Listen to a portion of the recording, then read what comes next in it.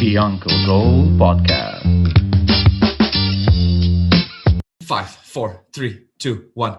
Hello everyone, welcome back to the Uncle Go podcast. My name is Borna Zuber, I'm the host of the show. Thank you everyone for watching. As you know, we focus here on finding the gold in life, but not just in the monetary version, but also in the version where it fulfills our lives. And I invite various guests that talk about topics on how to improve our lives, how to make them better, and just useful tips on how to improve your life. And today I have Olivier Simonnet with me. Olivier, welcome back to the Uncle Go podcast. And welcome, Borna, and thank you very much for the invite. It's great to have you here, man.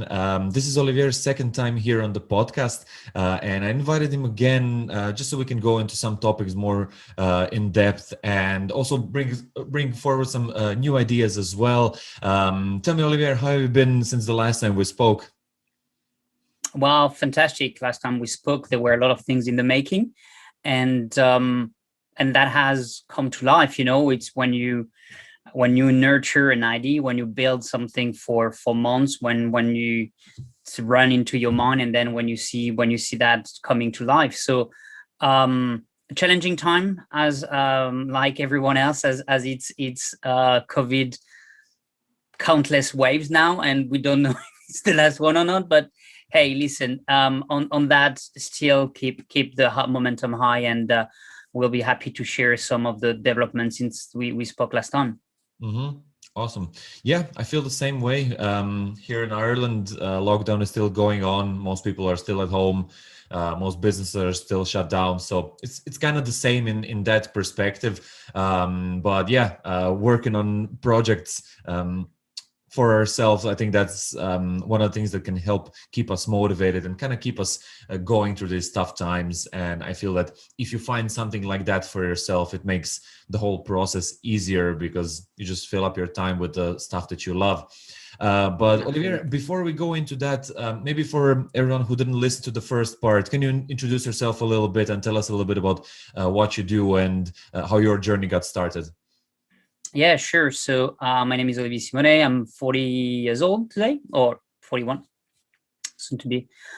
French by birth. I've been living in the UK for now 15, 16 years. So I got the English citizenship as well. I am doing management consulting and account management consulting, strategy consulting. And on the side, I'm passionate about personal development, and I am developing today a coaching practice. I'm an active investor, and I am building a business in the CBD, which is the cannabis well-being that is, growing everywhere across the globe today. So building a company in that as well. So different hat, working primarily in the financial services, as this is where I've been growing over the last 10, 15 years, but building a couple side hustle, and we'll see how that goes. Awesome stuff, man. Seems like you have your hands full. Yeah, and that's something that we might want to discuss as well. That's lately I had a couple other ideas as well, and I decided to say no. So I initiated the process, and I've been a bit of a yes man, and taking more on, and at some point it's either you are the quality of your work that is not to your standard that you want, or maybe your own health. And so I've decided to but more maybe next year, what we can discuss, because my intention is to write a book, and I wanted to start there, and then all of a sudden I was like, wow, that's actually a lot of work, but that's now one of my goals. If we will talk about goal, that's one of mine. Awesome stuff, man. I love the yes man mentality, and I think that's how a lot of people can, first of all, solve a lot of their problems in their lives. But then again, it's also great for introducing new things into your life, where you just start something new and you kind of slowly forget the old problems and introduce new opportunities into your life. How does one become a yes man? Like I always feel like people are kind of like stuck in their own box and they can't. Yeah, I mean, it's a fantastic question, because it's very hard. It's very hard because, and the reason I'm saying that is I've been doing some improvisation theater for 6, 7, 8 years, 7 years. And the principle of improvisation is whatever someone brings you as an offering, you need to say yes. You need to say yes to move the story forward. As soon as you say no, you block the flow of the create. So you might say no for a specific reason, okay, fine, but then you will find another direction. But if you say no, no, no, well, the story shut. Right. So if now I'm bringing that back, this a bit, how can I say that, this artistic element to our life.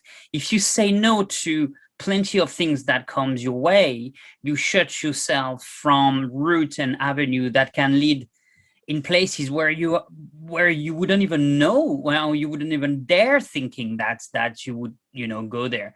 And it's sometimes by saying yes to little things that become, a bit of a snowball effect, right? It's like, oh yeah, I start to say yes there, and then so the problem is that when you say yes to so many things, that then you're like, oh shit, I cannot handle all those snowballs, right? So, and then you need to make a decision.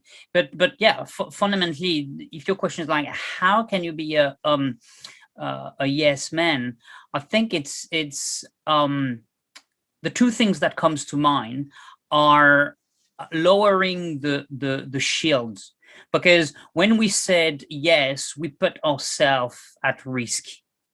Yeah, we are demonstrating some vulnerability, and we can talk about the concept of vulnerability that have been very close to my mind and very close to my heart over the last few months. Because a lot of people talk about authenticity, but it's more about vulnerability. But what I mean there is, like, as soon as you said yes, you open yourself to the unknown. And if you are in the unknown, you're not in control. If you're not in control, you might be hurt, and people don't want to be hurt. So it's easier to say no. And then so that there is the vulnerability part, and there is the other is like the unknown parts, and we don't like to be not in control, right? And there is this thing that we prefer. No, and that's how the human mind is we prefer to keep what we have, even than letting it go for something that could be better, but that we don't have yet. Yeah, exactly. Right? So yeah, I hope I answered your question. Yeah. Mm-hmm. Yeah, I agree on that one. I think that's how it works. And I feel that most people have a trouble of lowering the shield down because they think that somebody is going to like destroy everything that they have, and the vulnerability part really speaks out there to most people. Most people don't like to be vulnerable, but I argued a lot with friends that been trying to do some like social experiments and work on themselves from a personal development perspective, that actually being vulnerable is a form of a strength. Because if you can expose yourself and show where your weakness is, you're kind of admitting to it, and you kind of already started the process of mitigating it. So you're kind of already becoming stronger by doing it, which is, it's kind of contradictory because you wouldn't expect it to be like that, but it actually is. And once you realize that, it gets easier to start doing things. Yeah, and two things, if I may add, Borna, and I know that you like me throwing a couple books, so I will. In the meantime, I will try to pick different books than the first set together.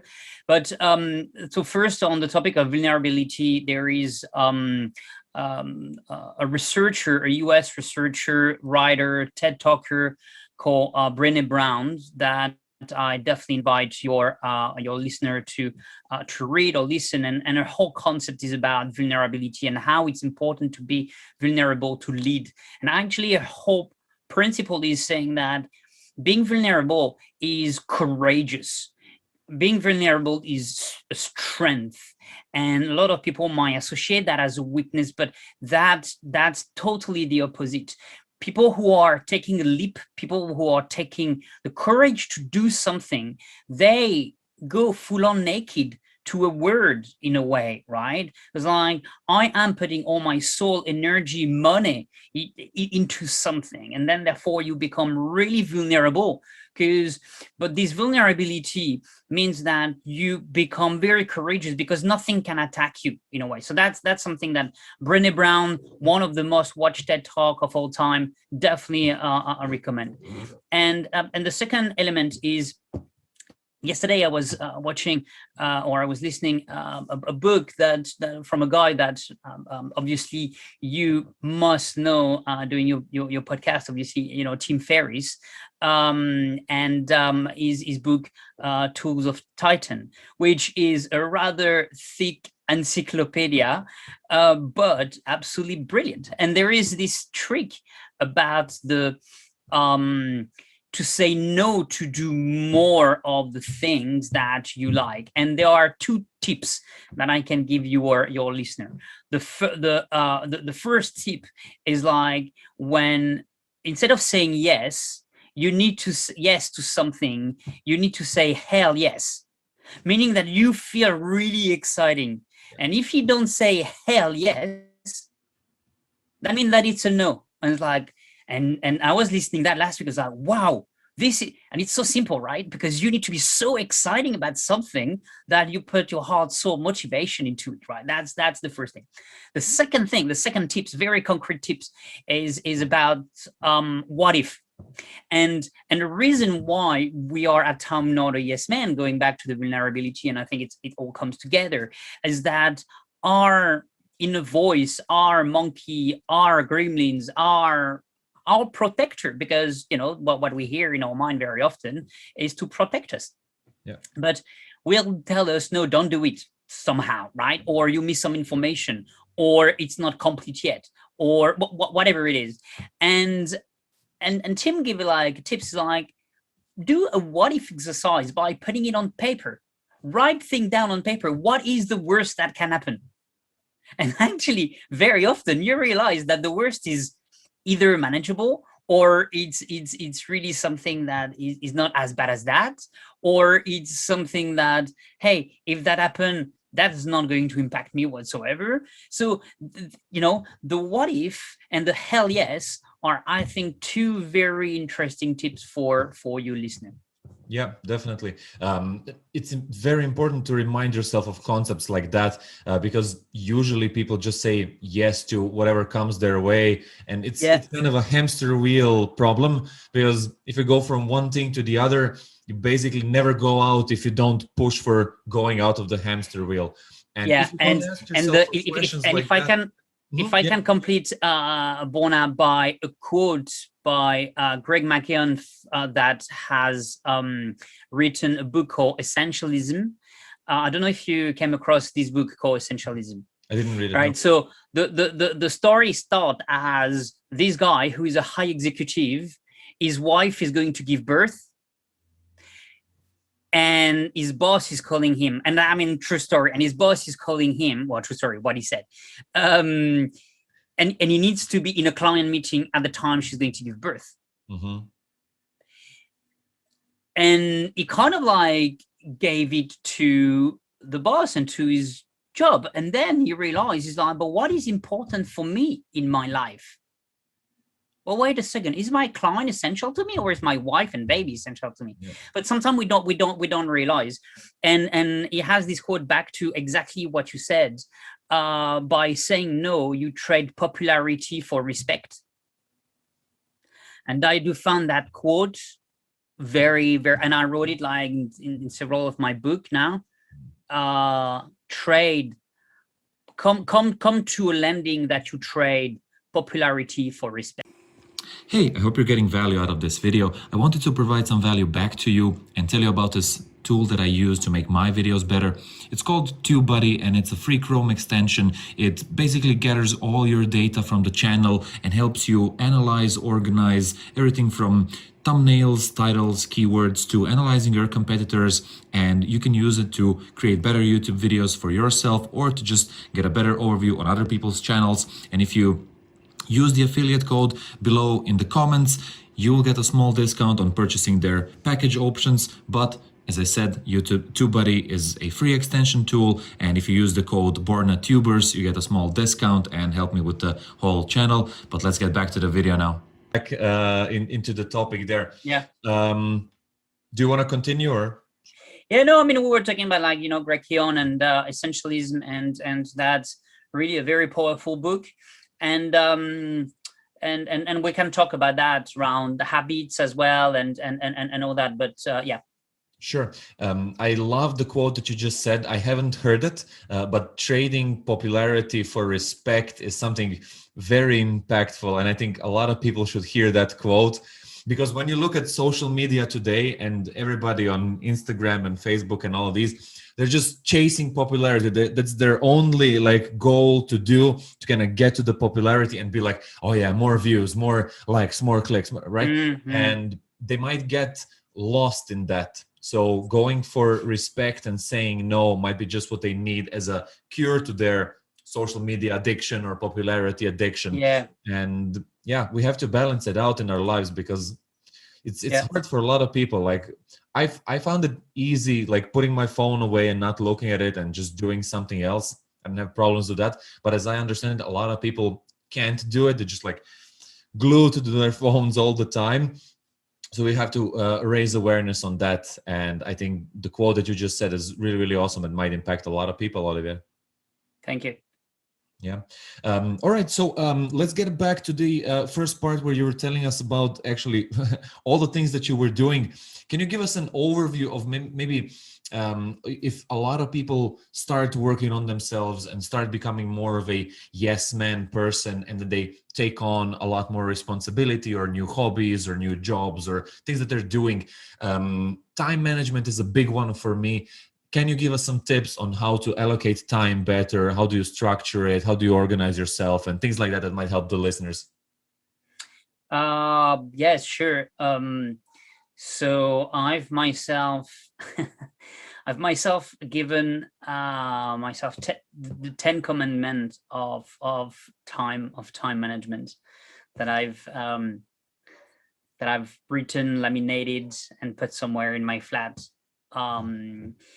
But I think that there are some very simple tips. The first one is try to be decisive.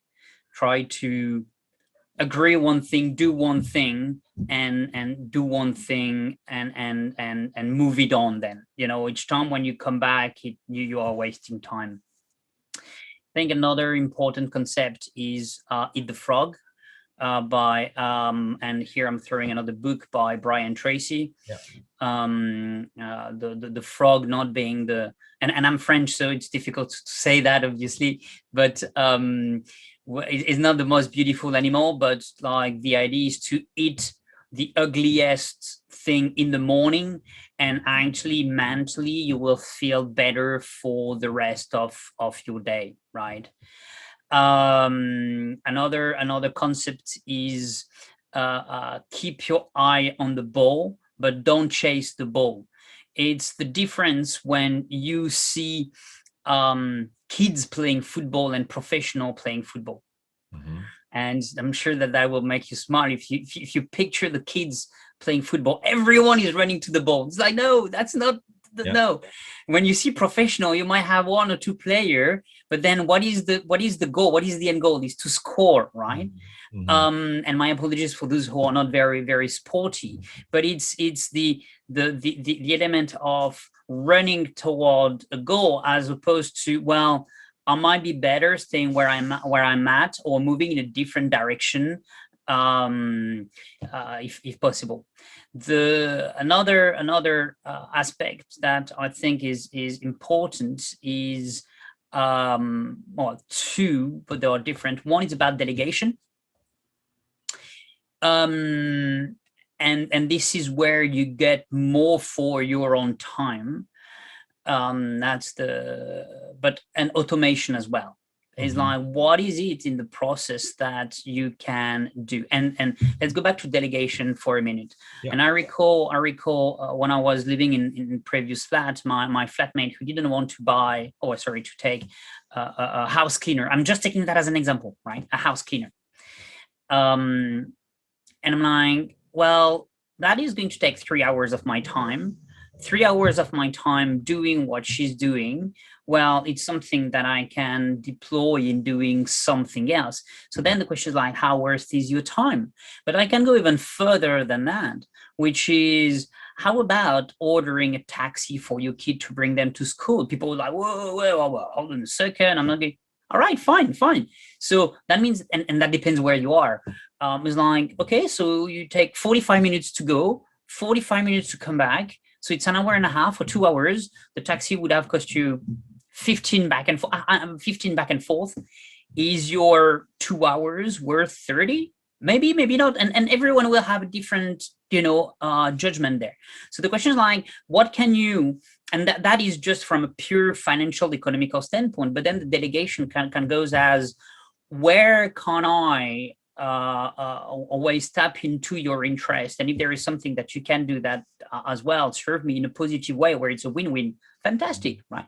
Yeah. The second is automation, and today with all the IT tools that we have, all the technology that is around us, there are ways to automate things to make process sleeker, right? And like your direct debit, do people worry every month about making sure that they need to spend that amount and send that amount, or can they automate it somehow? So I think that's another tip about automation.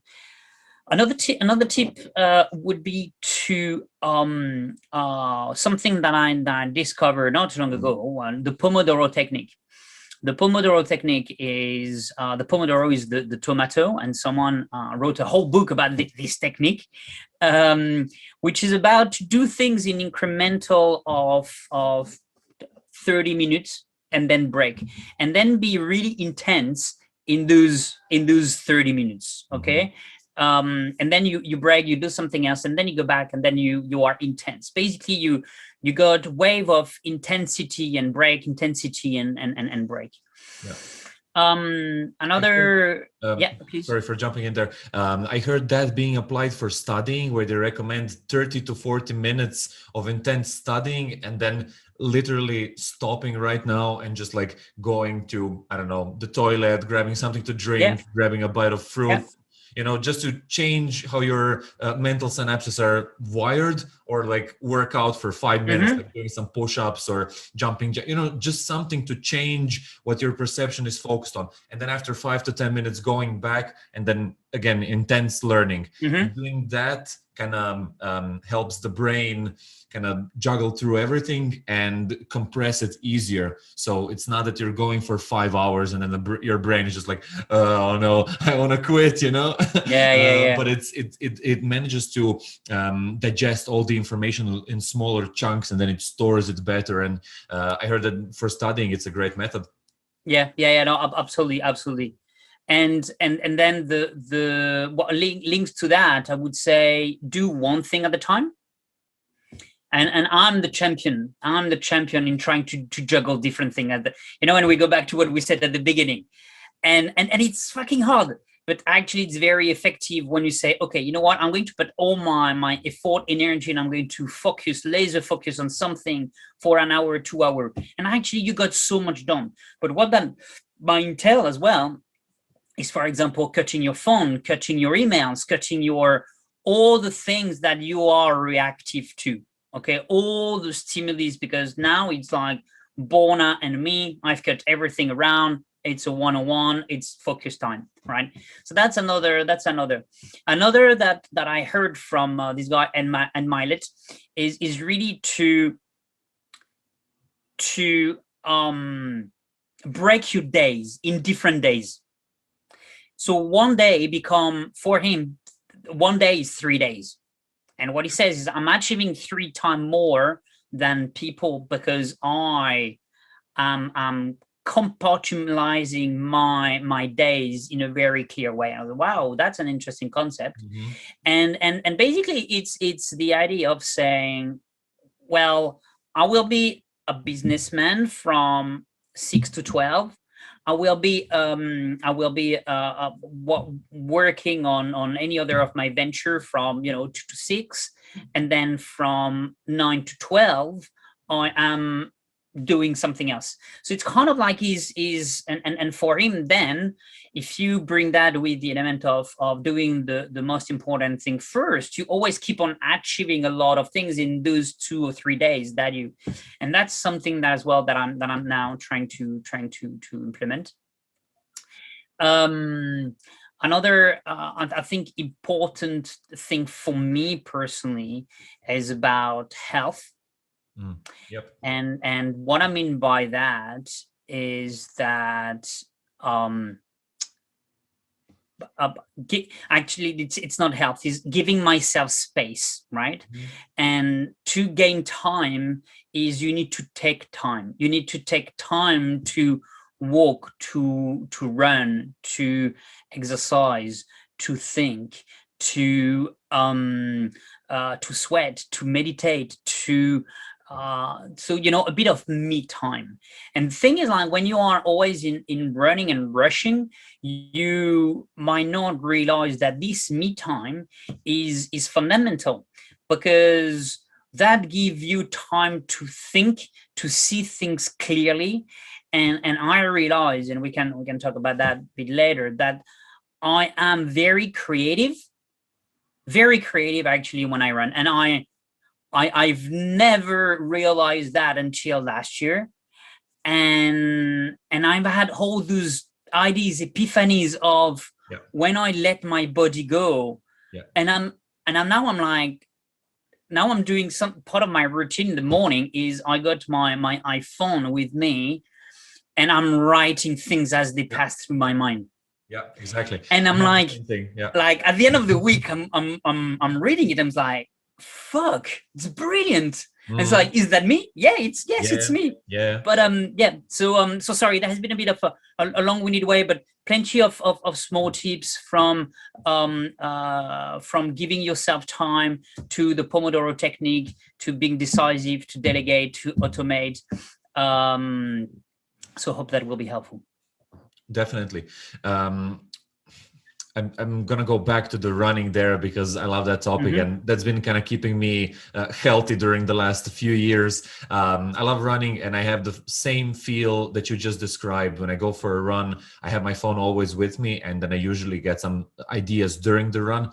And especially in the last year of making YouTube videos, like, so many ideas come to me. Like I watch YouTubers struggle to find new ideas for their videos. I have like 3 pages of written out ideas. I don't have time to make all of them, So maybe more people should go for runs like that. I also heard that the same thing happens on longer walks or faster walks.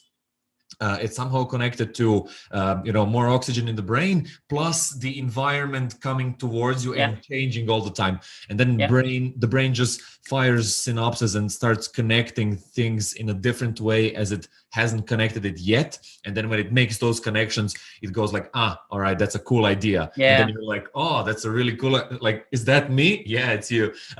So yeah, definitely. And it's harder to do when you're on a treadmill looking at the wall. So it has to be in nature, because that helps a lot more to stimulate the brain.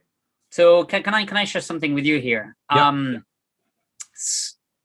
So until December, I was going to the gym, and when we spoke last time, I was telling you about the gym in the morning and my routine, and then COVID hit, and everything was shut down. Then Christmas arrived, and then you are in the midst of January, which is kind of like a bit of down months and stuff, and I injured my calf a couple of times, and it's funny because obviously we don't do much at the moment, and that's really annoying. So I started doing Chinese medicine and acupuncture. Nice. And that is working brilliantly. And I don't know if any of your listener have ever tried, but that's my first time, and it's quite strange to have needles in your body, but I can tell you that it works magic. Anyway, different topic.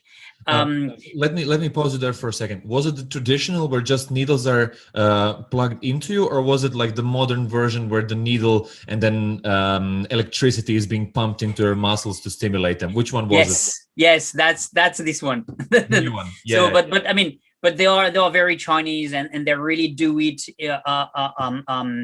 and it's only when they need the extra kick that they are going to send the electricity. But I was properly injured, so they started by that. Yeah. And it's very weird, but when your whole leg is moving without you doing it, but it's working magic. It's working magic.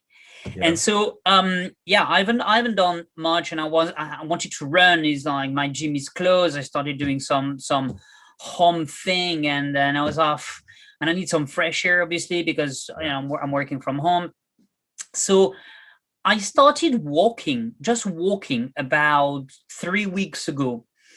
And every single morning, and for 3, 4, 5 kilometers. And first, totally agree with what you are saying about the brain, the body, the wake up and stuff. But one thing that I'm doing as well to trick myself is I realized that when I go to a Chinese restaurant, I always order like salt and pepper squid as a starter, right? When there is a starter you like, you always, or it's the Vietnamese, and it's dumplings. And last time I was like, but how about the other one? How they taste, and I said, where are you going with that? But it's like, geez, it's very difficult for everyone. And what I'm doing every morning for the last 25 days or 30 days, I haven't taken not once, the same route. And what that does to your brain is that will tell your brain, well, today we are changing. It's like your brain is like, whoa, no. I'm not awake. I don't make me do that. I know the road, and I'm feeling safe. I was like, okay, you can feel safe, but you know what? Instead of doing from left to right, we will do it from right to left. You try to trick me here. And that's what my brain is telling me. It's like, yeah, you try to trick me. And I'm like, yes. And it's like, okay, fine. So then you do it backward, forward, then you extend a bit, then you have a road that you haven't never been, and you investigated a bit. And then what happened quite strangely and quite excitingly is now I'm waking up in the morning excited about the change that I can bring to the roads that I will do my walk or my run now. And I'm like, fuck. And my brain is going, oh, and how about this one? It's like, no, you have done it already. Oh, cool. So how about we go this one? Oh, yes, cool. And there is this playfulness.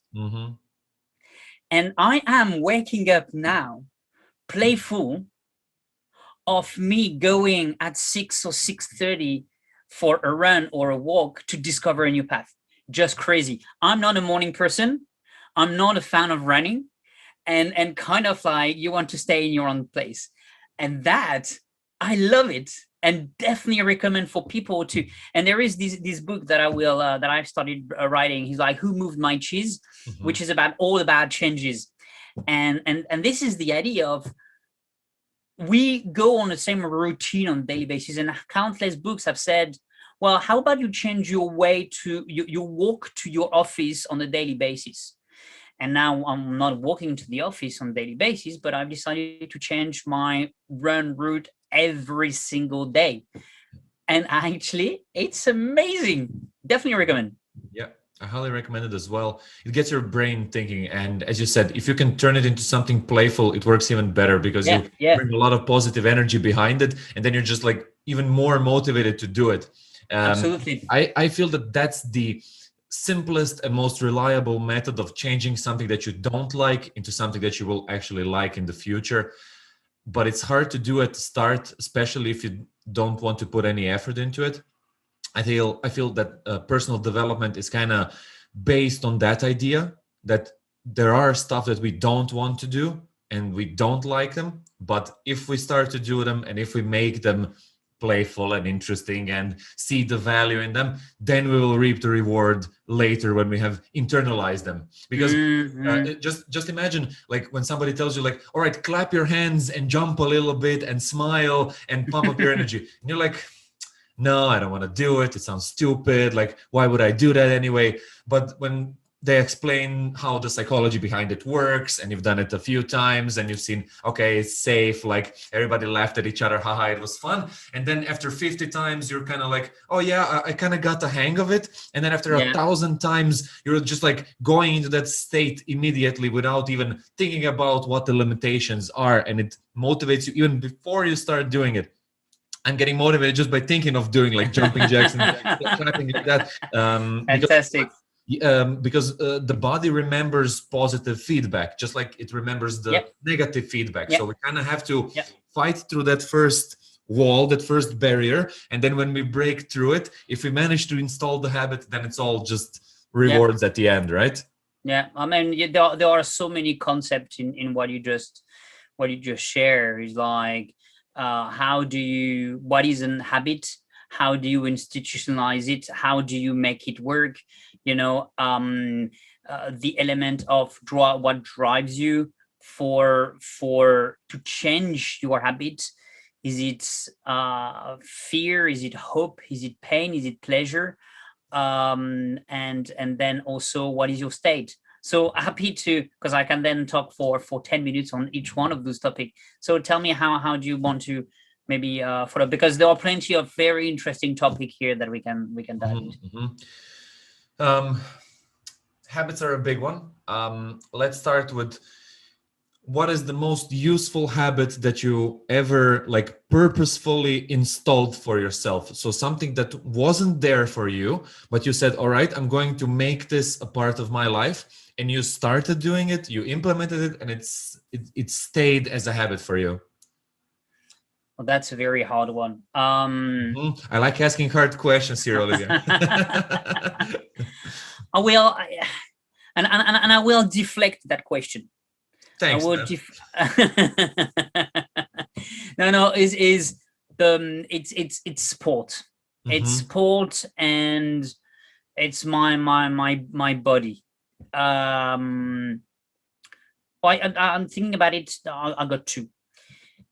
It's my gym in the morning, and it has had ups and downs because of routine, because of where you are, but that happened about now 15 years ago, where I had a cruciate ligament injury, and the only time where I could go to the gym was really in the morning, and to do the exercise and see the physio. And then I realized, going to the gym, that in the morning was the best time, because you are in control. Then for the rest of your day, you are not in control. Okay. And so by doing that, I was like, I love the energy that gives you. I love the boost that gives you. So now we would just talk about a walk or a run in the morning, but going to could be a swim. It could be doing your abs in your living room, or it could be, but having your body moving in the morning is fantastic. That's, I think, the first thing. And the second is, for how long now? For about 2 years or something. And I've every time I'm going to bed, I'm saying 3 things I'm grateful for, and that can be as simple as I got 2 feet, because you watched a movie where the guy had just been amputated or is in a wheelchair, right? And I got a roof on my head. I'm thankful for internet. I am thankful to know Borna. I am, and sometimes I need to limit myself to 3. It's like, no, okay, well, you can keep going, but we say 3. Okay, cool. And there are days where you're tired and you don't think, and by forcing yourself, you go to bed in a good, positive energy. So I would say it's quite surprising. Yeah, I'm thinking out loud. Is like, there is 1 in the morning and 1 in the evening, and I think these are the two. Those are the 2 windows to the soul. Yeah. It's the morning is when you're actually, and whatever you do, and I try to meditate either the morning or the evening, but not always. But the morning is when you are opening up and your conscious is not yet really awake. And the first affirmation, the first thing that you see in the morning will imprint your day. Mm-hmm. Yeah. So there is a very big school of thoughts to say, first, get rid of your phone in your room, which is the reason why and we can say that to your listener, I was late today because we changed time, and because I was on the old time. But what I mean there is, like, when your phone is on fly mode, or if it's out of your room, that really changes your sleep, right? But you don't have necessarily the automatic alarm coming back to you to a specific time. Yeah. So whatever you put in your mind the first hour, the first half hour, will dictate how your day will be, which is the reason why then I put some audiobook and stuff, put in my ear, go for my run, and we go back to what we were saying before. The second thing is, like, the when you are closing down, when you are looping down at the end of your day, this is the second moment as well, where your unconscious is higher than your conscious, and whatever you put in, whatever direction you give it, whatever question, actually, and there is a big school of thoughts as well in ask yourself question before going to bed. Mm-hmm. Question you don't have the answer to, but where you would say, how can I increase my viewer on my podcast? Don't search for the answer. Then you go to bed, and it might work, it might not, but your brain during the night work. You might be asleep, but there are still connection happening, right? Yeah. And then all of a sudden, you might one morning wake up and like, oh, I got it. Or you're in the shower, oh, I got it. But ask yourself a question and be grateful in the evening. So that was a bit of a long answer to your habit question. But back to the habit, I think habit changes as well, as depending on where you are in your life, at what moment, and for what purpose. Mm-hmm. So then there is this element, as I mentioned earlier, about pain and pleasure, hope and fear. Pain and pleasure, which are two elements that people like Tony Robbins and other put forward as the ultimate lever. If you've suffered so much pain, you will find a way to get out of that. And what was not a habit will most likely become a habit, because you cannot suffer that pain anymore. And therefore you will find ways out. And a habit is not always easy. So then you got plenty of school thoughts and book about it. How does a habit become a habit? When does a habit become a habit? People say that it's between 90 days and 120 days for something to become naturally ingrained in how you do things. But then maybe do you do it gradually, or do you do it kind of like you flip the switch? Different people will see different the different way of approaching it. Yeah. But if you want change, you need to change your habits. Humans are a creature of habits. Yep. We are a creature of habits. Yeah. Tell me, Olivier, that's another big topic for me, and a person that I really, really love that you just mentioned there, Tony Robbins. He's one of the most impactful people on my life. I've listened to all his tapes, videos, books, all of it.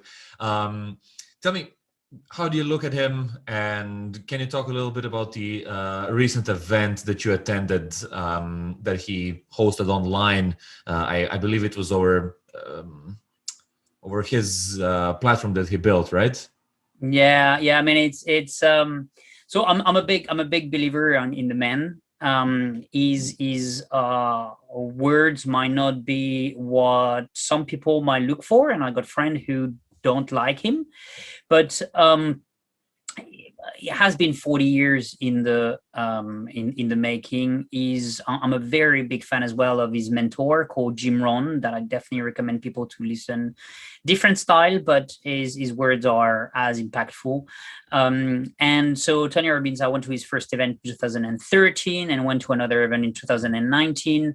event called Unleash the Power Within, UPW, of which in 2019 I decided to take one step further, and I enrolled to the mastery course that he had, which offered me the opportunity to go to Tenerife to do 2 other events. Really amazing people, amazing meetings, people who are friends for life now, plenty of coaches and all that.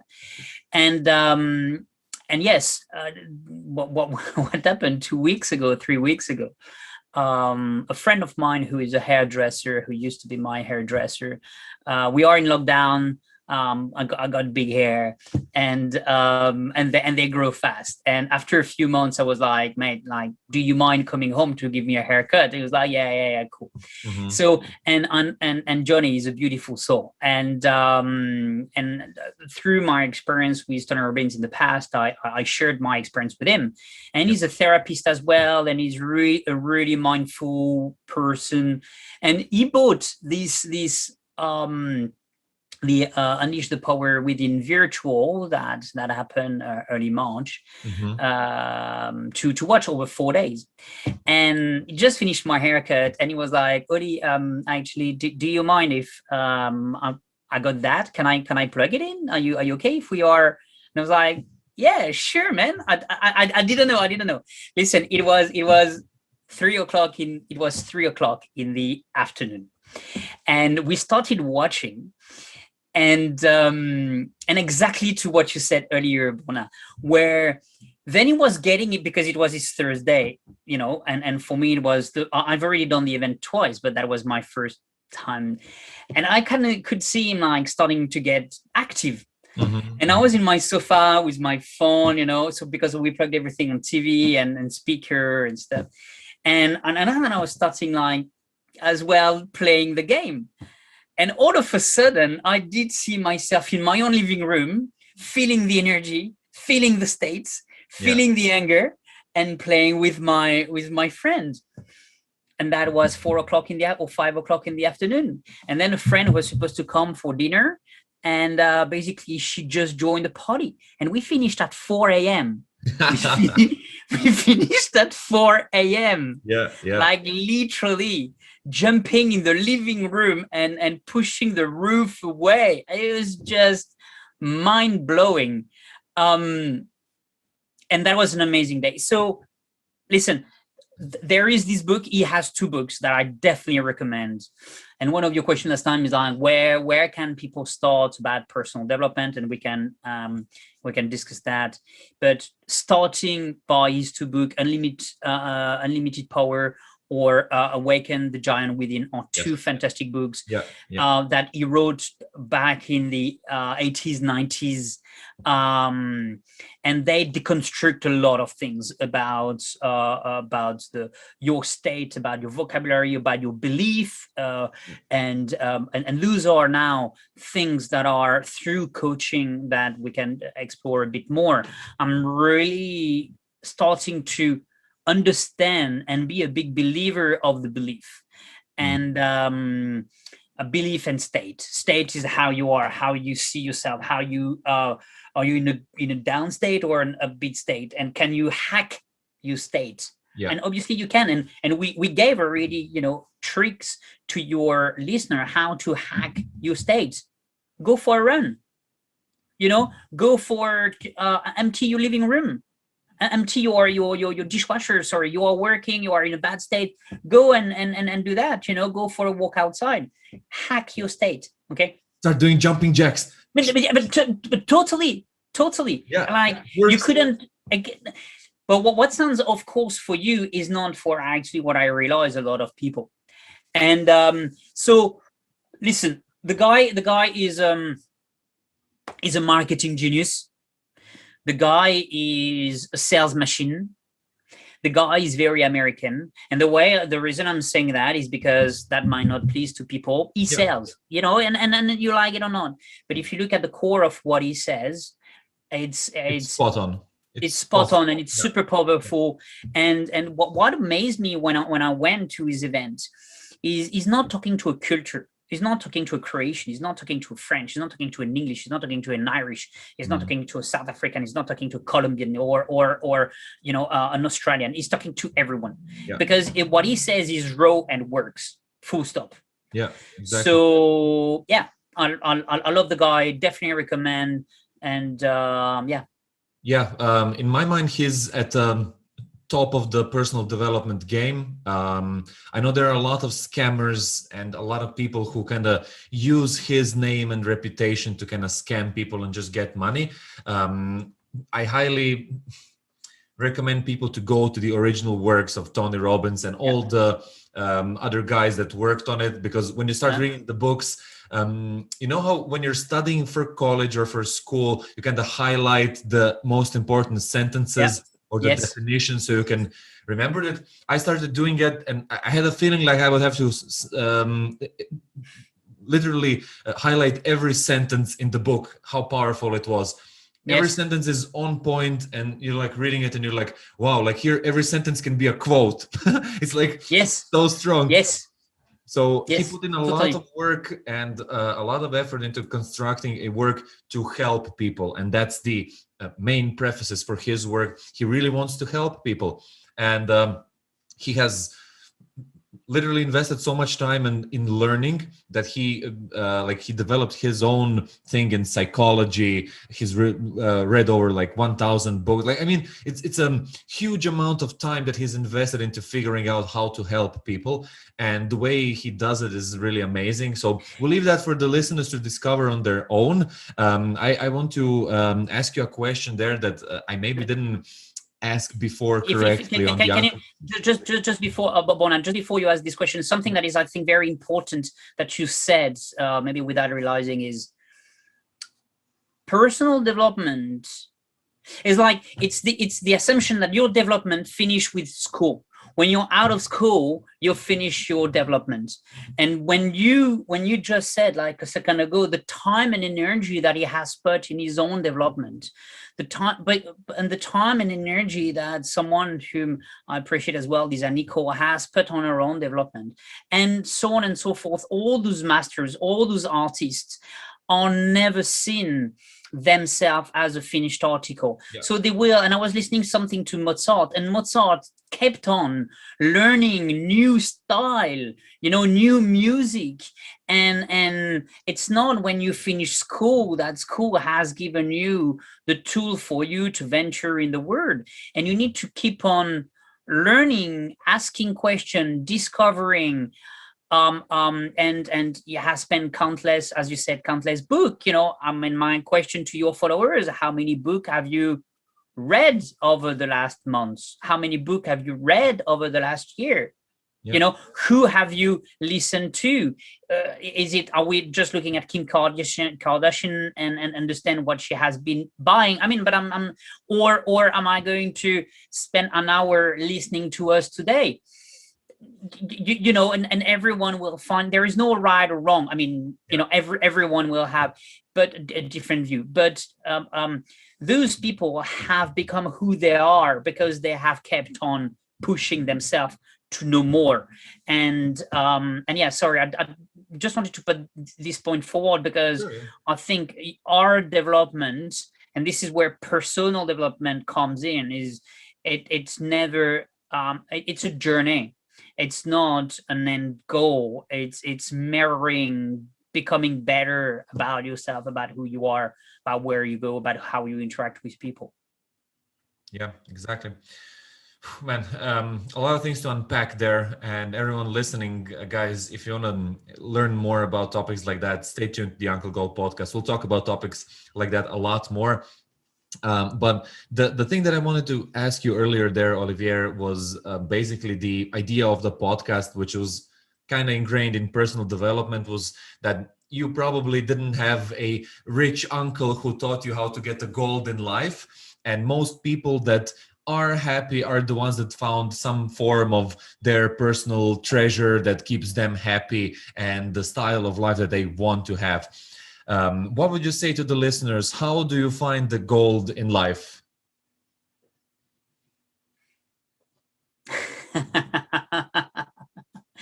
Wow. That's how do you find gold in life? Yeah. I'll tell you my perspective, and I Yeah. want to hear yours. I completely agree with Tony. He is the one that kind of described the most, the closest definition to how I feel is the most correct one. And he says it's kanai, or constant and never-ending improvement, because as you might want one thing and then you get it, and then you're happy with it for like what? A week, a month, 3 months, right? And then you're like, oh, I need something new, right? So it's you have to conduct your life in a way where you're constantly evolving. As you said earlier, people are that made it, that achieved so much in life, are the ones that never stopped improving themselves and learning and adapting and getting that. But I feel that this question is more aimed at like every one of my guests and listeners personally, because I feel that finding that thing that is, like unique for you will be different for you. It will be different for me. It will be different for my mom or my friend, or right. Everybody will have their own golden life and what they want and how they will get there. So what are some of the things that you noticed along on your journey? Like how to even get there? So I think that there are three things for me in what you said. Is first is, what is gold? I mean, what is gold? Because gold might be different for different person. Yep. And that's exactly what you said. The second thing is that even if you know what gold is, if you're not looking for it, you can pass next to it without realizing. And the third is about the materiality of that gold. Okay. So if you take them one by one, the first one being, what is gold? And gold will be different for everyone, and I appreciate that we're not talking about goals and here necessarily, but gold, the nuggets, is what is valuable. And gold is what? The reason you said that is gold is something that is valuable. Yeah, it's valuable in your eyes. So, but if you got like some Martians coming in and some extraterrestrials, like coming and like, well, what is all your fuss about Bitcoin? What is all your fuss about gold? I don't understand. I don't value that, right? Cool. So they are not going to put a high price on it. Well, us humans was like, oh yeah, cool, we want that. They have different standards, yeah. Exactly. So then my question is like, what do you value? And this is your gold, and your gold will be different than someone else. Okay. The second thing is too often people might not look for the opportunity that is in plain sight in front of them. And yesterday I was watching a movie called The Da Vinci Code. Mm-hmm. I don't know if really good movie, actually. I forgot, because I read the book a while back, and really good.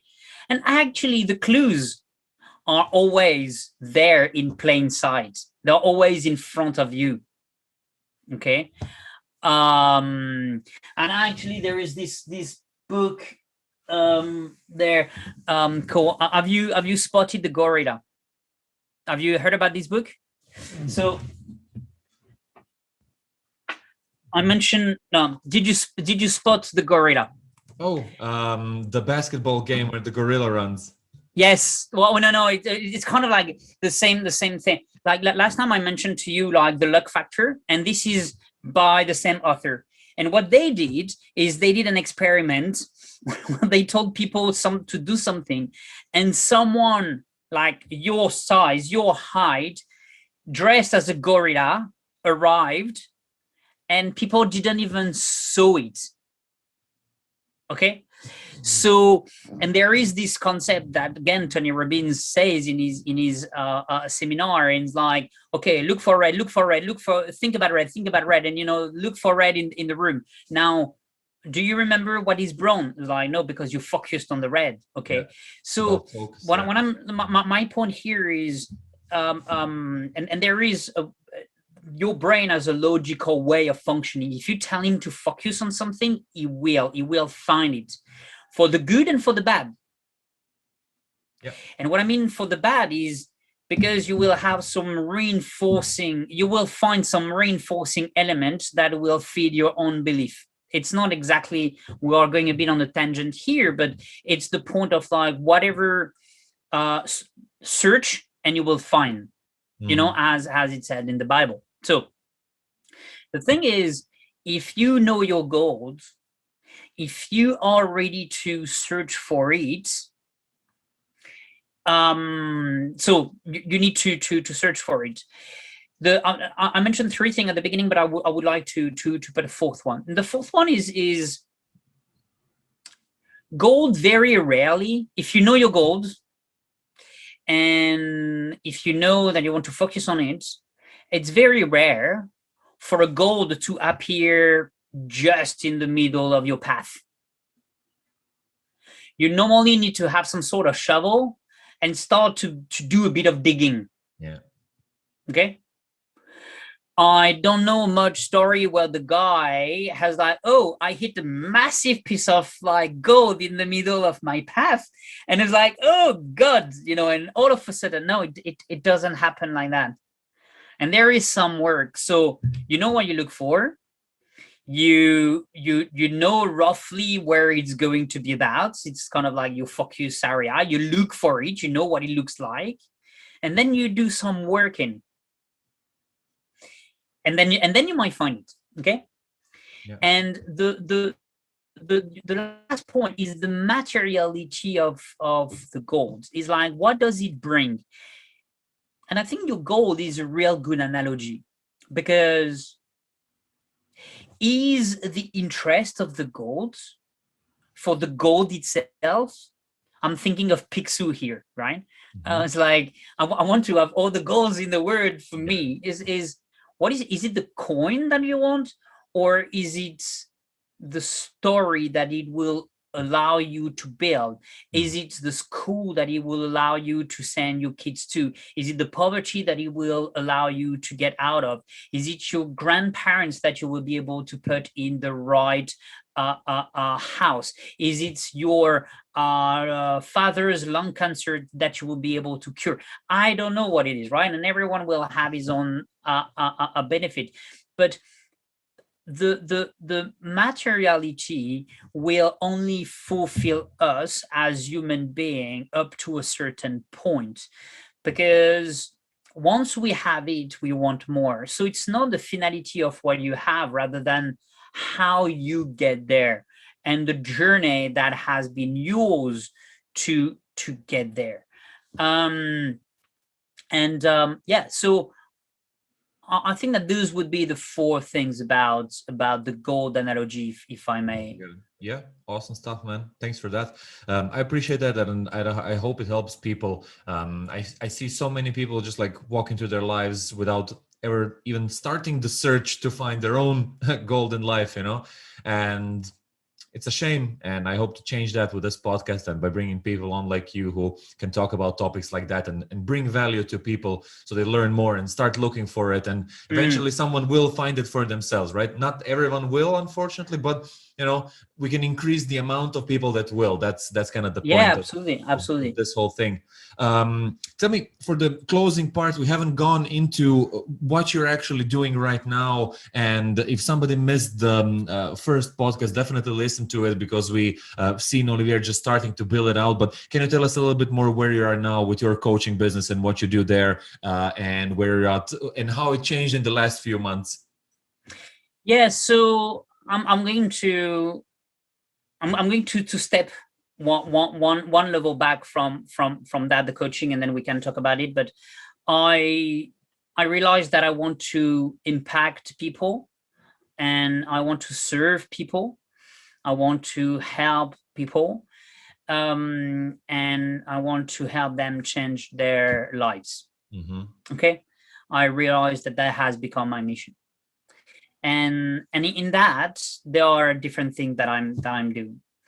The first one, and we can briefly talk about that, but your question is more toward the second part of it. So I'm building at the moment a business in the CBD industry, the cannabis, the well-being cannabis, which for me totally fit into this overarching aim, in the sense that that's a plant with amazing molecules that have been proved to help a lot of people getting more centered, getting more calmer with themselves, that allow them to sleep better, to avoid physical pain, I mean, the benefits are The list just goes people on. who are about in final stage of cancer, who cannot eat, and all that sort of thing. The thing is, like, this plant has been demonized since the 60s, and the war on drug, but for no reasons. But anyway, so now that has obviously moved, and quite excited. We are going to launch a brand called Good Mood. So I think that goes very well with the theme of the topic today.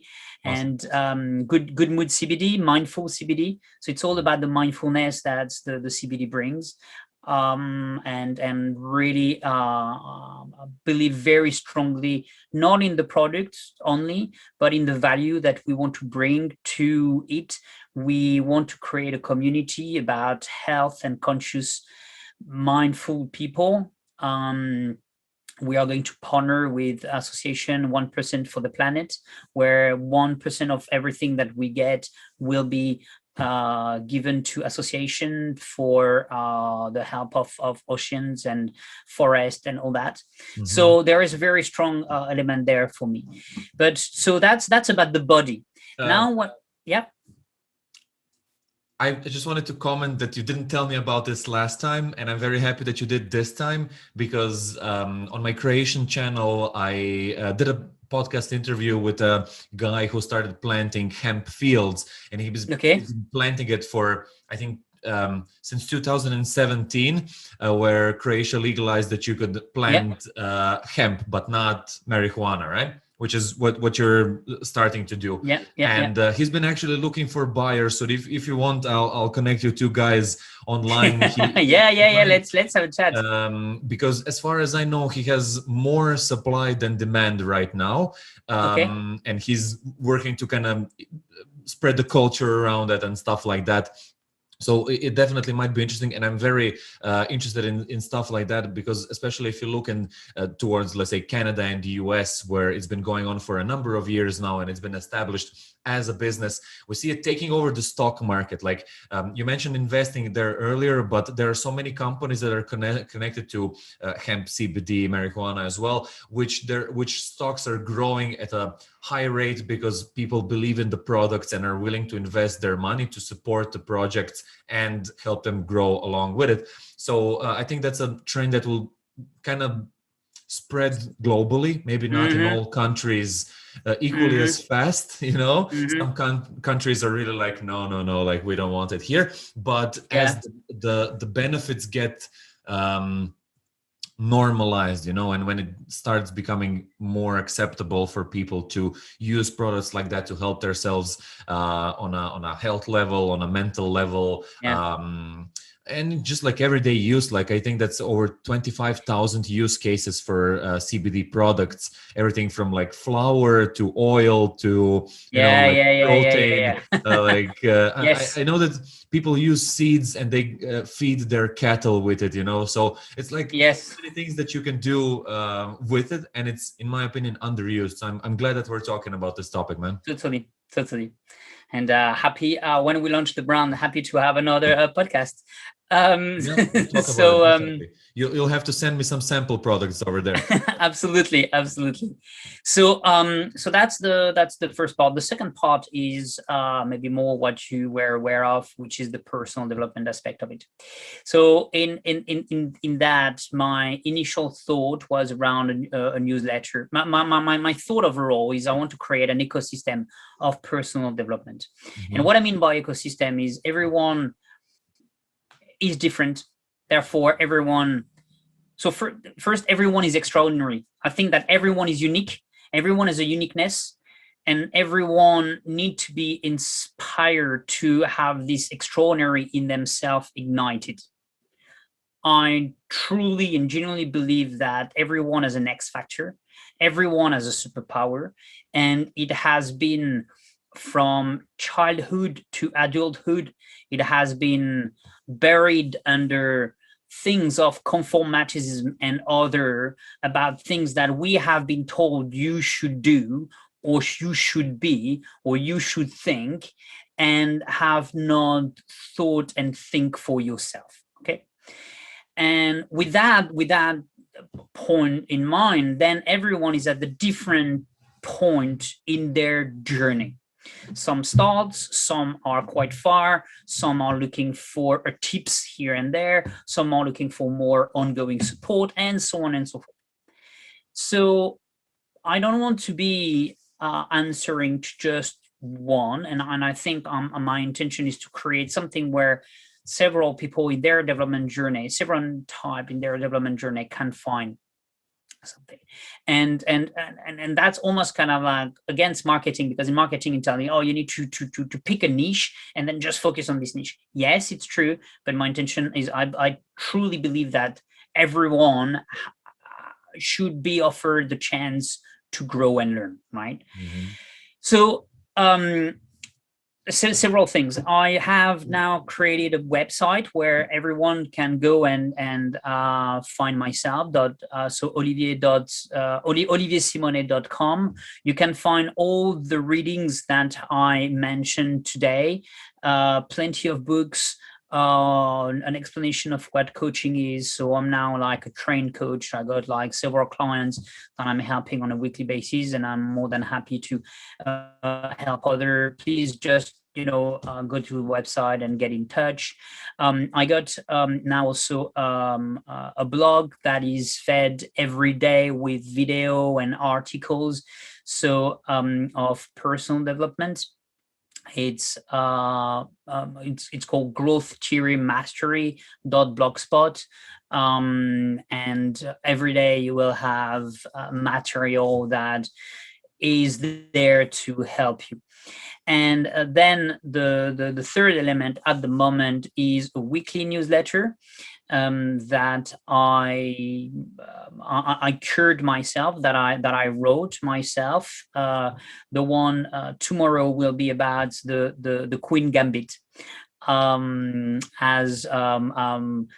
It's about the one tomorrow, to give a taste to your listeners, about the Queen Gambit.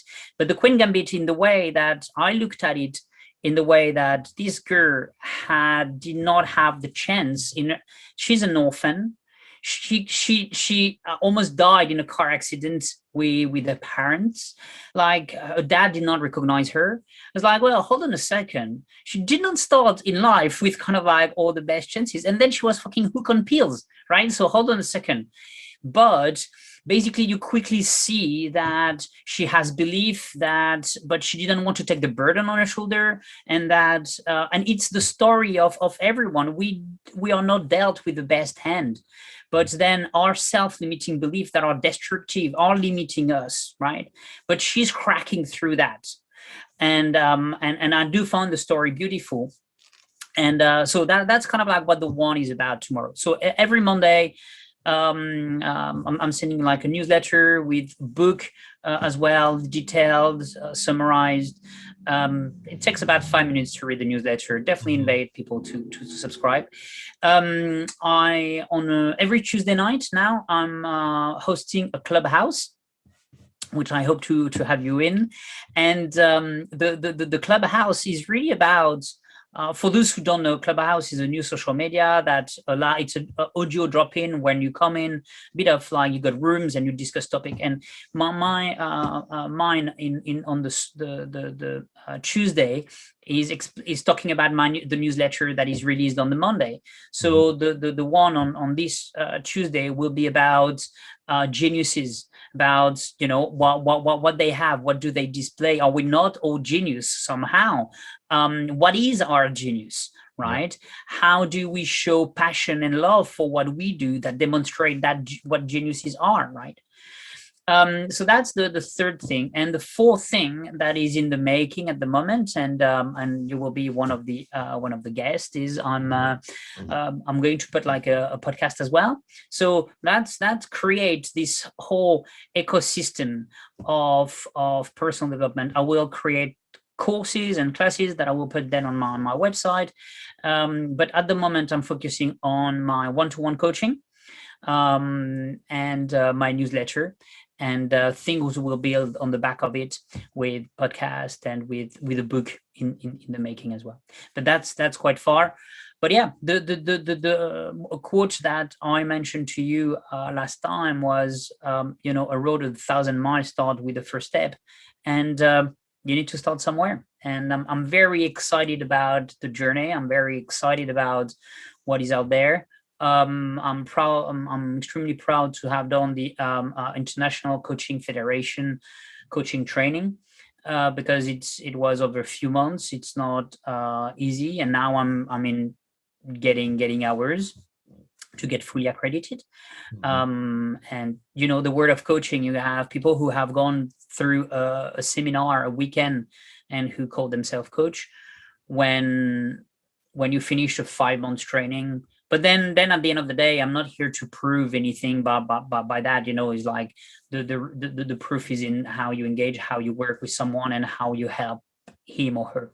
So that's that's what has been happening over the last few months. So really, really excited about this development, and Awesome, man. I wish you best of luck with all of that. I had a question regarding the Queen's Gambit there. Did you start playing chess more?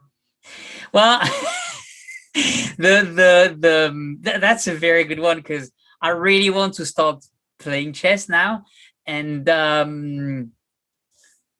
don't know if it's for the strategy element of it.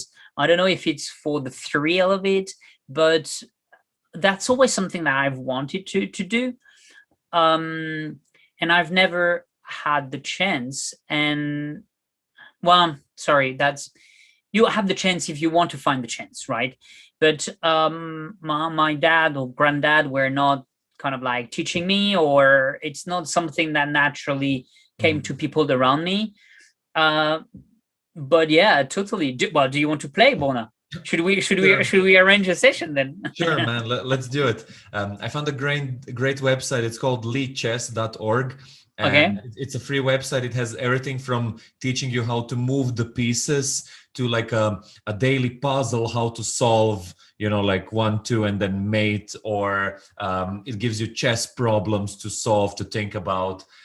You have live games that you can watch from other people, and you have a bunch of different styles of gameplays you can do, like a game with limited time, or a game with no time limits where you can think as much as you want, or make it a really short game, so you're like playing like speed chess.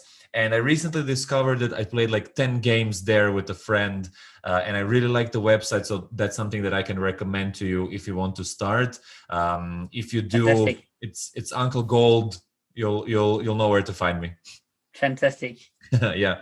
But yeah, chess is very interesting. And I know that after the series came out of Queen's Gambit, that the word chess on Google Trends just skyrocketed. Companies selling chess boards made millions. There was like thousands of new YouTube channels made just on how to improve your chess game. Like really? It completely took over the internet. Like people just started buying chessboards and playing at home, and but it's good. I mean, it's good. Listen, and this is, if Netflix allow people to become more constructive and creative, and rather than brainwashing them, well, amazing. And this is where maybe where the new technology can help and be constructive rather than destructive, by dividing us and splitting us, aside from one another. And that's beautiful if people, because look, there are two positive things. Is chess is good for your brain because it makes you think strategically. And B, you cannot really play on your, or you can play on your own, obviously, but you will have maybe a mate or a group or someone online who you will do that. You can do that against a machine, obviously, but most likely you will try to find someone. So that means that you can then interact with someone in a different way, rather than going to the pub and drinking pints after pints. It's like, yeah, let's have a chess game. Yeah. I also recommend doing both at the same time. That's kind of how I had a few friends in high school that kind of did like chess, and we did like going for pints. So we kind of brought it together, and it was hard to find a place where you could actually do it both at the same time, because a lot of bars in Croatia forbid any type of games which are based on luck, let's call them like that, which is sort of like a form of gambling. So it was hard to find a bar where we could actually play, but we did find them. And one night we really stayed a long time and had a lot of drink. And playing chess like that, you really come home, you really lie down and you really see the board moving above your head, just like in Queen's Gambit. So maybe I wouldn't recommend it, but give it a go once and see how it feels. I dreamt about like black. But there is something there that is on the personal development, and that I highlight in my newsletter, which is in the Queen Gambit. And sorry, spoiler alert here, but basically she gets hooked on pills, and for me, that's the passion that she had and the pills that has made her crack open her unconscious to reach a level that was way beyond what she would have thought. Okay. And what you are saying here is very powerful, maybe without you realizing it. It's very, very powerful, because you said, we were in one place, we were dedicated to it, we committed for a whole day, a whole afternoon, a whole evening, and so you were immersed in it. And the point of immersion is critical. But B, the alcohol or any sort of subterfuge allow to cool and to become more creative and to really get into it. Okay.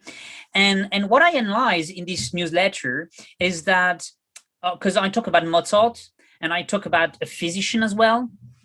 And you realize that those people from very early on, it was their commitment to the task. And depending, and Mozart started, playing when he was 4 because his dad forced him, and it's his love. He was consumed by music.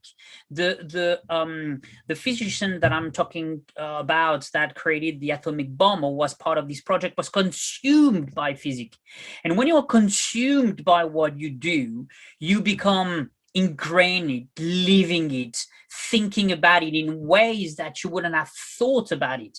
And whatever it is, it can be personal development, it can be writing a book, it can be, making bread, and everyone is different and will find pleasure and commitment in. But as soon as you be in love and committed and have this burning desire, then that awaken. And as you said, it's like, whoa, after a few drinks, it's like you really see the chess movie. But that's because your brain works around it then. And that's beautiful. And a lot of people fear that when they should actually and I'm talking as well in this newsletter about MDMA and LSD, because there is a lot of research today that suggests that drugs like that, then I will let your a listener make their own judgment and do their own research. But there are a lot of research that suggests today that these, in very small and very precise dose, allow the psyche to find grounds and find things that he wouldn't have otherwise. It has been vulgarized by nightclubs and all that sort of things, but initially the initial intent of the creation was to open up the mind, sort of thing. Yeah. Okay. And if you think what happened there is like alcohol is that sort of like psychotrop as well, where you go somewhere else, so your brain is like, whoa, and then you got plenty of fights and So anyway, I've been a bit of but yeah, that's beautiful experience. Yeah, I agree on that. And as far as I remember, the most research that's been done was on PTSP. War veterans that have gone through a lot of Absolutely. tough Yes. situations in their life, and then Absolutely. they microdosed LSD, and it Yes. helped them with recovery. It reduces heart rate. They manage to do a lot of things like help them sleep, help them articulate stuff better, become more calm, shake off the paranoia, like a lot of stuff that's usually hard to get to when you're so psychologically damaged from like something terrible as a war experience. And they've been doing it quite successfully. And I believe Tim Ferriss is studying that research as well. Absolutely. He's following it at least. So yeah, that's something interesting that we will see in the next few years, I'm sure. Yeah. All right, Olivier, big topic next. You mentioned investing there earlier when we started the podcast. Where are you on investing? And I heard you mention cryptocurrencies. So I kind of dedicated 2021 to it. I started 1 year of college studying it. I know we had a call before this one, and you asked me what I'm doing, and that's basically how my year started. Is I enrolled in a course in a IT college here in Ireland for blockchain in business, and I'm studying about it, and I'm very interested in it. So I'm eager to hear your opinions on it. Well, I mean, there are plenty of things about investing. Investing is it's a broad field that goes from what topic do you need to invest in, to what is your mindset, to how to do it. So I'm not sure where you want to bring it, but as I mentioned to you last time, I think that there is a mindset element to it that is attached about what we said before about your belief, your story, your all that.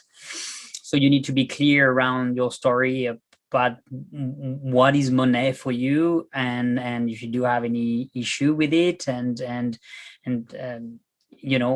what your relationship with it, that's one aspect. And then about the how, pay yourself first, diversify, and the compound effect. Those are three important things. If I start by the latest one, the compound effect, and the reason I'm starting by this one is because the market is changing at the moment. The rates the interest rates start to rise. There've been a lot of quantitative easing, and I'm not going to go to all the concepts, and I will let your listener maybe do a bit of research. So a lot of quantitative easing that has been happening for the last 10 years. So the world is flooded with cash. So what's happening with that? And today you got the market that is changing between last year and this year. So between technology company and value, between growth stock and value stock. But one of the important thing is like it's not about trying to time the market, but is the time in the market. It's not about trying to be right about when to get in or out, but it's about how long you stay invested in the market. So it's very important to save for yourself, for your future. The earlier you invest, the greater the results will be, not by the amount you put, but by the compounding effect of it. And to reduce the volatility, really, it's about how do you diversify your portfolio, not putting all your eggs in the same basket. And the diversification might go through, we talked about gold, we talked about stock, we can talk about property, we can talk about bonds, or we can talk about crypto. And I put myself now the crypto into the commodity basket. And as I'm diversifying my portfolio, I don't own gold, but I own crypto. So that's what I'm kind of creating a portfolio on today, made of several crypto. It's the future. Crypto and NFT are, and we're not going to get into NFT here, but I'm sure that you know what it is, and there is, but that's kind of a whole podcast on its own, right? Yeah. It takes a bit more time. But yeah, before we continue, Olivier, just for everyone listening, neither me nor Olivier are financial advisors. We're just sharing opinions on how we look at the market and everything that's going on. Please do your own research before you invest. It's money that we're talking about here, guys. So be careful. Don't do big, huge, risky moves, right? And if you really want to invest, consult with a financial consultant. But yeah, let's continue with the ideas. Yeah. So yeah, crypto. So I'm invested in a few today. I mean, some of the most basic Ether or Bitcoin, but some more other like Uniswap, like Cardano, like Looping, like Stellar. So I've here again I've diversified. But what is really interesting about, and what I didn't understand, what the concept of altcoins were, and the concept of altcoins is it's a project. It has a business purpose, and it served a niche. That Bitcoin is like your gold. It's the reserve. The second one, the biggest one, is Ether. And why? Because it's where it's your matrix. It's on what kind of like other programs will be built. So that's why it has value. And then the program on top will be your altcoins, right? Now to make it simple. So some will have bit or less more value depending on the purpose they're served. A lot of them won't work, but can Bitcoin, 2x, 3x, 4x from where it is? I really think so. Can Ether 1x, 2x, 3x? I think so, and all the other one, I think so as well. So, but at the end of the day, it's about diversification. So I've been like listening and a lot lately, and then when it comes to investments, I've rechanged my portfolio entirely. And I've diversified a lot.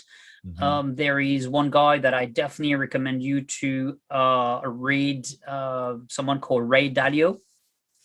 So, and he has this book called Principle that you can find on my website. Yeah. on the page Life-Changing Reading, where you will find on this page.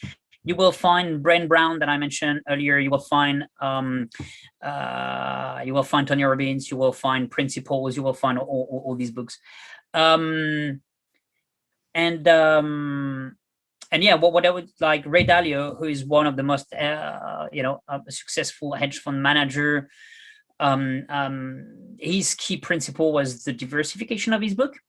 And the reason that he has been so successful is because he has managed his downturn and diversified through bonds and assets that didn't have much correlation between one another. So if you got something that goes down, but if something else stays where it is, well, then that's very different than if everything goes down. Because if you And that's a concept that is maybe difficult to grasp, but very simple. If you got 100, and if everything goes down by 50%, you arrive at 50.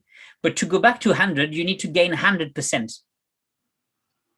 So you are losing half, but then you need to do by 2. Exactly. And then you're like, wow, okay, hold on a second. So the downside is more impactful than the upside, actually. Okay. So anyway, big book, Principles by Ray Dalio. Follow the newsletter. I'm going to summarize it for you in a few weeks' time. But yeah, basically it's there is the diversification concept, and there is something that you mentioned earlier in a different way with this word, constant and never-ending improvement, where it's a loop. It's like, how do you take feedback? How do you learn from what you've done to be better, to improve? And also in his hedge fund, there is something very powerful that he has put in place, which is the relativity of the feedback. So first is the feedback. It's like where people get wrong is when they think that what they think is right. And then because you're not searching for feedback from others, then you put your feet in the carpet and smash your face because that was your own thoughts and you haven't vetted, elsewhere. But Dalio brought that concept one step further. They have built in Bridgewater, which is his hedge fund, an algorithm of the value of the feedback received based on the topic. So which is that if I am thinking that Croatia will be kind of like rocking through the roof because it's Mediterranean, there is business in Mediterranean, blah, blah, blah, blah, blah, blah, and I am a macroeconomist person, if then in my equation, Borna is part of it, I will give you 3 points or whatever, or however it is, to the feedback that you are going to offer me, because this is where you're from. Okay. So, or for me, I might have a better view on France than you do. You know what I mean? So if the question is about where France will go, I might be better positioned to know than you do. Yeah, got it. And that's, so the feedback is not equal. Depending on who you receive feedback from, it has different value. Yeah. So you cannot give everyone the same level of it's not a respectability, but the same level of input. Okay. Yeah, I know what you mean. And he has created that into an algorithm, and that's very, very, very powerful. So where to start when you want to invest? The first thing I would say is pay yourself first. Pay every month some £5-10 on the bank account, and put it on an ETF. And an ETF is a tracker. It's something that is low cost, that follow the trends. The trend is always up on the long term, and you don't have to stock select. Then if you want to be more ingrained with it, then you stock select and become a bit more, but put someone aside every month, pick a tracker and let it go. Cool. Awesome. Thank you for that, Olivier. I'm sure that will help a lot of people kind of clear up space in their mind, because there's a lot of information out there and a lot of people are kind of confused on what they should do, how they should start and all of that. And I'm sure that will help. Tell me, is there anything else that we didn't cover from the list that we wanted to go through? Well, no, I think is we covered a lot of ground, different than last time, but I would like to finish with 2 books, if I may. Do it. One book by Viktor Frankl, called Man's Search for Meaning. I don't know if you've heard about this book, but it's a life-changing book from someone who had a life-changing experience in a moment that was life-changing for the humanity. It's the story of these men, of these psychiatrists, who was sent to Auschwitz, Birkenau, and who has survived, and is writing as a professional, or is looking at it not from the eyes that many have wrote about the horror that have passed there, but try to understand what has kept people alive in that journey. And his fundamental theory is that humankind search for a purpose and a meaning of their own being, and when they miss that, when they lose track of that, they crumble and they lost themselves. And this is an extreme example. This is an extreme place. And what crumbling and losing themselves meant in that word, in that place, in that time was death. Simple. And when you read this book and when you see the atrocity that has happened, because it's really mind-boggling. I mean, it's really like, what the fuck? So first, there is a memory element to it, which is, I think, is important. It's important for us to remember that sort of thing. But B, it's about the fact that then you need to search for a meaning, the purpose of yourself beyond yourself is important. So that's one very powerful, very short book, but really. And the second book that I would like to finish maybe with here today is by someone else called Sadhguru. And the book is called Inner Engineering. And Inner Engineering by Sadhguru is the concept of the yogi. And a lot of people see yoga as a physical exercise. But being a yogi is, it's a mindful exercise before the body. And a lot of people, particularly in our Western society, look at it as the physical representation. But as you know a bit of my thoughts, and as we've exchanged, I think a lot of things start with the mind. And so in his book, it's all about inner joy. It's not about inner self, inner belief. And it starts from within. Joy is in here, is your birth. Joy is your birthright. Joy starts in, the sun is in, and then you shine out, right?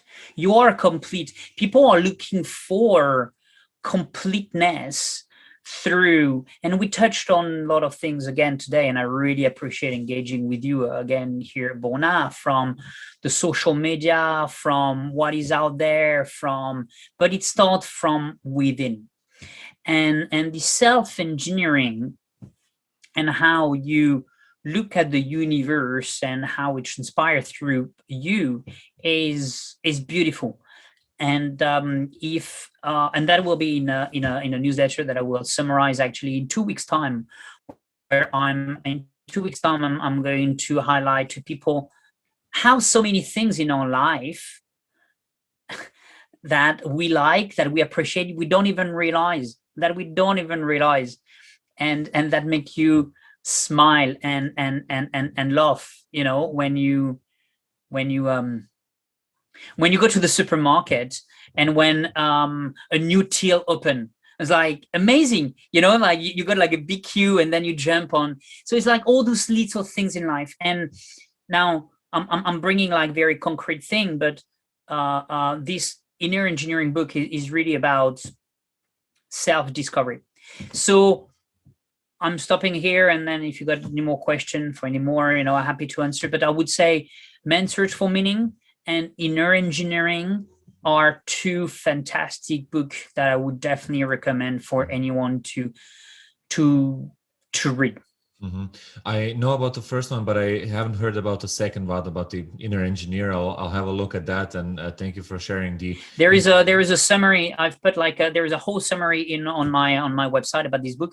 So go check, read the summary if you like it. Cool, Click man. buy. We'll do. Thanks again for coming and taking your time. It was really a pleasure talking to you again, man. And I love to see that you're making a lot of progress with your projects. And I would love to invite you again to the third part of our podcast in a few months again, when we have more updates that we can share with people. And I think we covered some different topics this time, but also very interesting ones. And again, useful and in the direction of personal development. That's useful for everyone to improve their lives. So thank you again, Olivier, and thanks everyone who's still listening to the podcast. I know it's been a longer one, but hey, it's useful to fill your mind with useful ideas like that. It will broaden your horizons, and definitely we wish you all the best in life and a lot of success. So Leave us a comment below which of these topics you liked best, what kind of resonated with you the most, what are some of the topics that we didn't discuss and that you would like to see in the next episode when we invite Olivier back. And yeah, like the channel, subscribe to the podcast, and we'll see you in the next one. Bye guys. Have a great day. Yeah. Bye-bye.